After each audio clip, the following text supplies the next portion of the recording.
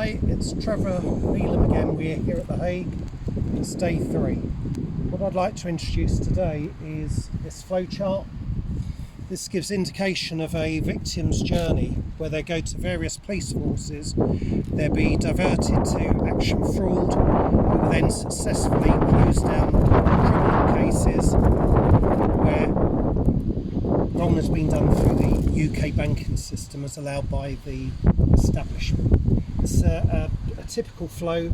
Police should be upholding fundamental human rights in their oath, and it's not happening. This is controlled by the Home Office and our government, who are allowing it to happen.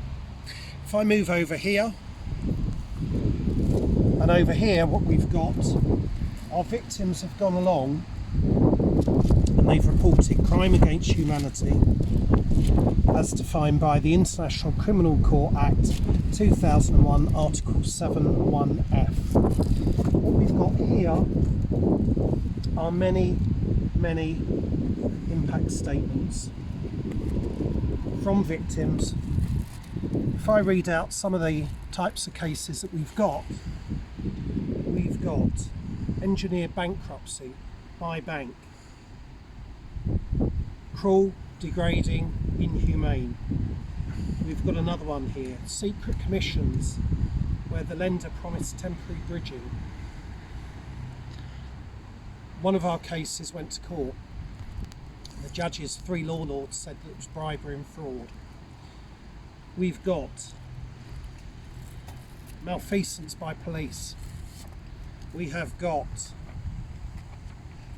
another one where breaches of fiduciary duty.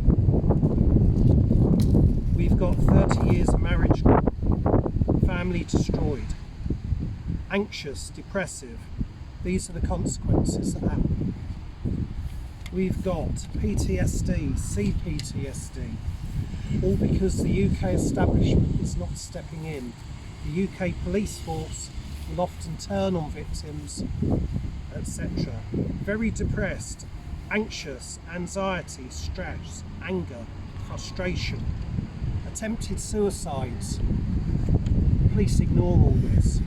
Farming businesses, other types of business. Tremendous stress, completely lost, high blood pressure, stroke. Interlocutory actions of the lenders. Police failure. Abuse by solicitors. Court failure. Malicious, inhumane, harassment. So then many of our victims suffer. If I come over here, what police forces should be doing in the UK is reporting these matters to SO15. SO15 is the war crime division in the UK that should be dealing with war crime, crime against humanity, genocide. Now, we've had many victims that have got their complaints from police through to SO15, and SO15 have now responded to us saying that they're going to do absolutely nothing. So we've elevated complaints, and these have gone through to Sir Mark Rowley, who is head of New Scotland Yard, head of the Met Police.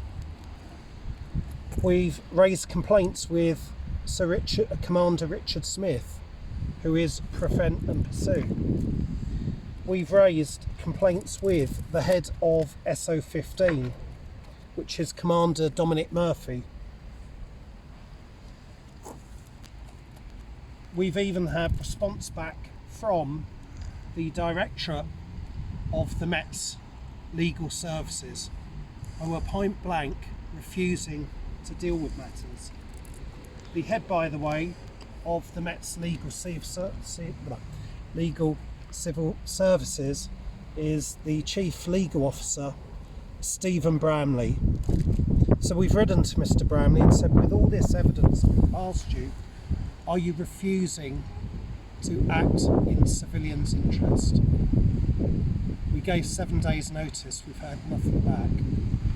we need the Home Office to step in. And tomorrow, on day 4, we'll be presenting further evidence that show the flaw in the Home Office, from Home Secretaries through to Security Ministers, of what they should be doing and what they're refusing to do. So that's over and out for day 3 at The Hague.